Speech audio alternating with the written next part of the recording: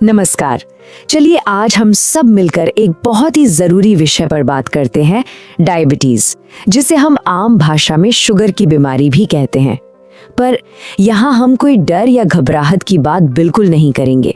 हम तो ये समझेंगे कि कैसे बस कुछ आसान से बदलाव करके हम इसे पूरी तरह काबू में रख सकते हैं और एक अच्छी सेहतमंद जिंदगी जी सकते हैं। तो चलिए इस सफर की एक साथ शुरुआत करते हैं। ये बात ना बहुत गहरी है और सच भी है।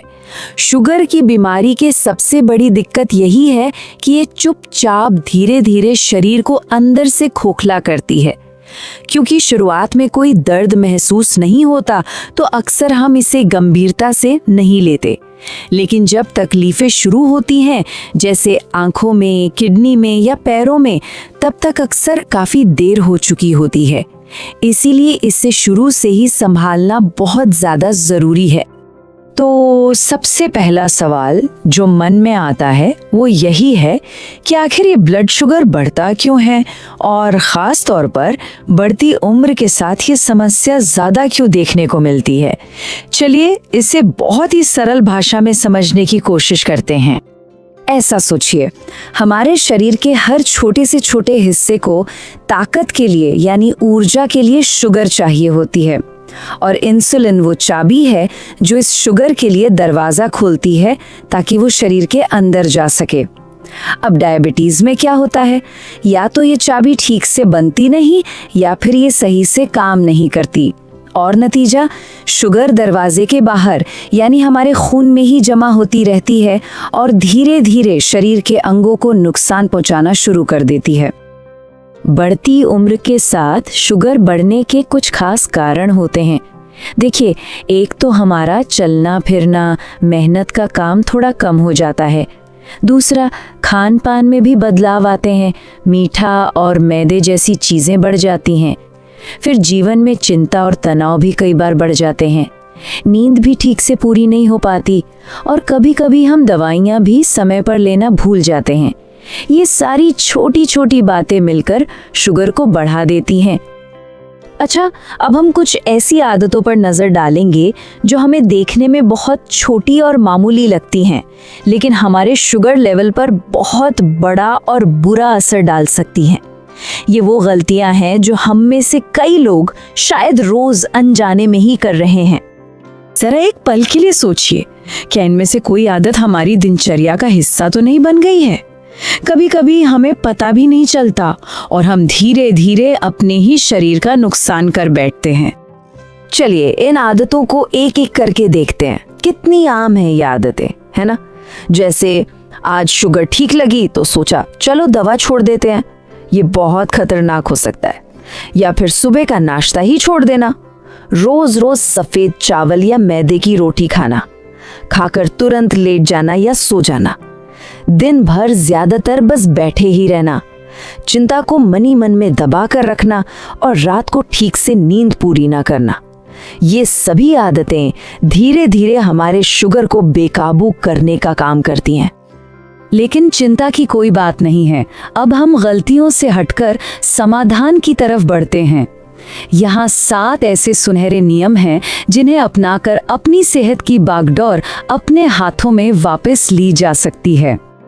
सबसे पहला और सबसे ज़रूरी नियम, एक बात हमेशा याद रखिए, जिस चीज़ को हम नापते नहीं उस चीज़ को हम काबू में भी नहीं कर सकते। इसलिए अपनी शुगर की जांच नियमित रूप से कराएं, सुबह खाली पेट, खाने के 2 घंटे बाद, और हाँ, हर 3 महीने में HbA1c की जांच तो ज़रूर कराएं। इससे आपको और आपके डॉक्टर साहब को भी एकदम सही स्थिति का पता चलता है। दूसरा सुनहरा नियम है सही भोजन। अपनी खाने की थाली को ना इस तरह से बांट लीजिए।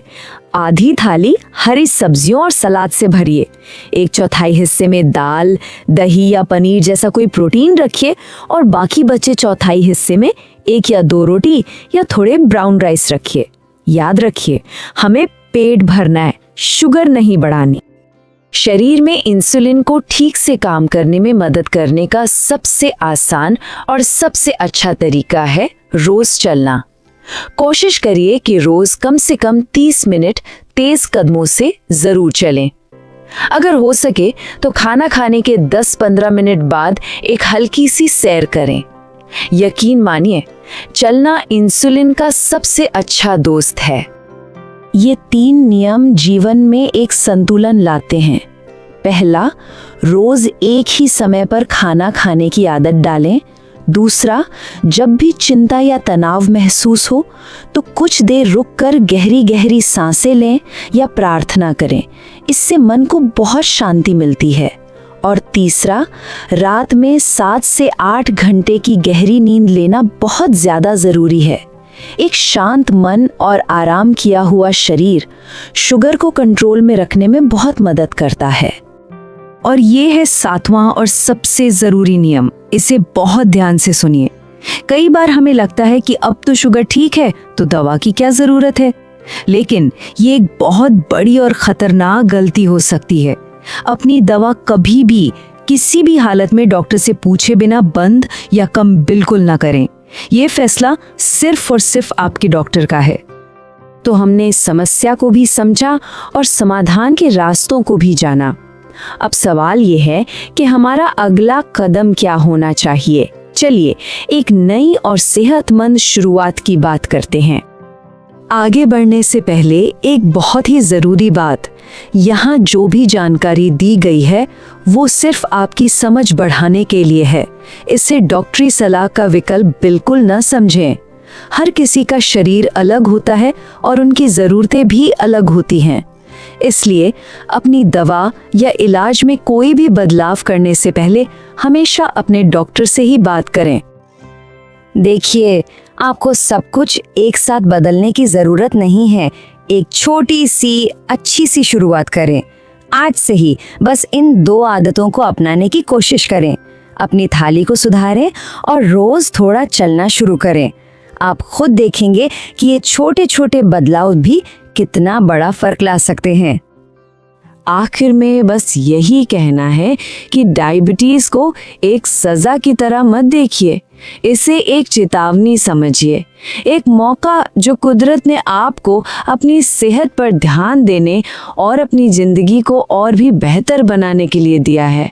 सही जानकारी और अच्छी आदतों से इसे आसानी से नियंत्रित किया जा सकता है। अपना बहुत ध्यान रखिएगा।